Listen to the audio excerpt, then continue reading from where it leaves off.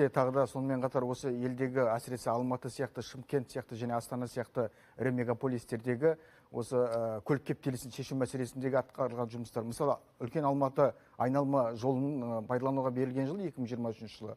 Осы Құлжа және Райымбек даңғылдарының бойындағы көлік кептелісі 70%-дан 30%-ға дейін азайған екен. 2023-тен 2025 жылдар аралығында. Екі есе былай қарасаңыз. Ал қазір енді мысалы қайтадан тарифтің көтерілуі көрінеді осы именно осы екі негізгі күретамырда оңтүстік мегаполистегі.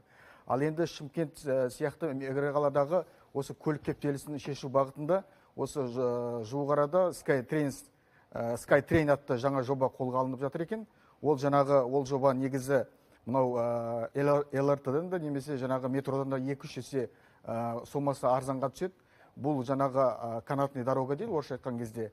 Бұл өз кезегінде осы оңтүстіктегі мынау қазір соңғы жылдары халықтың саны 2 миллионға дейін көтерілу мәселесі болжанып отыр. Сәйкесінше бұл жобада өз кезегінде осы оңтүстік Шымкент қаласындағы көлік кептелісін шешуге үлесін қосатын деген ойдамыз. Ал енді жаңа сіз өзіңіз сөзіңізді айтып жатсыз, осы әлемдік тәжірибе қалай?